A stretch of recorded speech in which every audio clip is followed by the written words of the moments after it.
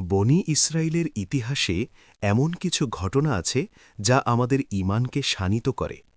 আজ আপনাদের শোনাব একজন ইবাদতকারীর গল্প, যার এক ফোঁটা চোখের পানি একজন পাপিষ্ঠ নারীর জীবনকে চিরতরে বদলে দিয়েছিল। বনি ইসরায়েলের এক যুবক ছিলেন অত্যন্ত ক্ষোধাভীরু। তিনি লোকালয় ছেড়ে পাহাড়ের ওপর একটি কুটিরে রাত দিন আল্লাহর ইবাদতে মগ্ন থাকতেন। তার এই একনিষ্ঠতা দেখে ইবলিস শয়তান ক্রোধান্বিত হয়ে উঠল। সে শপথ করল, এই যুবককে পাপে লিপ্ত না করা পর্যন্ত সে ক্ষান্ত হবে না। শয়তান মানুষের রূপ ধরে সেই সময়ের সবচেয়ে রূপবতী ও প্রসিদ্ধ এক পতিতার কাছে গেল। তাকে প্রচুর ধনসম্পদের লোভ দেখিয়ে বলল, তুমি কি পারো পাহাড়ের ওই যুবককে তোমার রূপের মায়ায় ফেলতে? নারীটি অহমিকা নিয়ে রাজি হল। সে তার জীবনের শ্রেষ্ঠ সাজে সজ্জিত হয়ে সেই যুবকের ইবাদতখানায় উপস্থিত হল। যুবকটি যখন নামাজ শেষ করলেন, তখন তার সামনে অপার্থিব সুন্দরী এক নারীকে দেখে স্তম্ভিত হয়ে গেলেন। নারীটি তার রূপের মায়া ছড়িয়ে যুবককে গুনাহের দিকে আহ্বান জানাতে লাগল।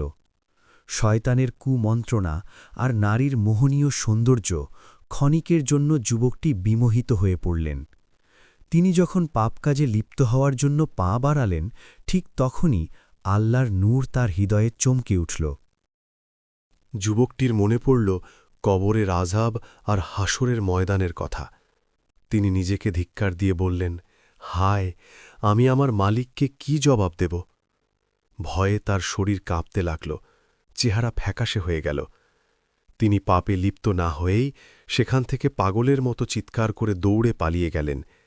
নিজের ঘর, বাড়ি, ইবাদতখানা সব ছেড়ে তিনি এক অজানা পথে যাত্রা করলেন, যেন আল্লাহর জমিনে তার লুকোনোর কোনো জায়গা নেই। যুবকের এই তীব্র আর্তনাদ এবং আল্লাহর প্রতি ভালোবাসা দেখে সেই নারী পাথরের মতো দাঁড়িয়ে রইল। সে ভাবল, এই যুবক কেবল একবার গুনাহ করার চিন্তাতেই যদি আল্লাহর ভয়ে এমন করে কাঁদতে পারে, তবে আমি তো বছরের পর বছর গুনাহের সাগরে ডুবে আছি। আমার প্রভুর সামনে দাঁড়ানোর সাহস কি আমার আছে? তার হৃদয়ে হিদায়েতের আলো জ্বলে উঠল। সে তৎক্ষণাৎ তার সব অলঙ্কার খুলে ফেলল, নোংরা পেশাকে আজীবনের জন্য তালাক দিল এবং আল্লাহর কাছে অঝরে কেঁদে তওবা করল। সেই নারীটির সিদ্ধান্ত নিল, সে সেই যুবকের কাছে গিয়ে ক্ষমা চাইবে এবং তাকেই বিয়ে করে বাকি জীবন ইবাদতে কাটিয়ে দেবে। দীর্ঘ অন্বেষণের পর সে যুবকের গ্রামে পৌঁছাল। যখন যুবকটি তাকে দেখলেন, তিনি ভাবলেন নারীটি হয়তো আবারও তাকে প্রলুব্ধ করতে এসেছে। তিনি ভয়ে এবং লজ্জায় একটি দীর্ঘশ্বাস ফেলে মাটিতে লুটিয়ে পড়লেন এবং সেখানেই তার আত্মা দেহত্যাগ করল।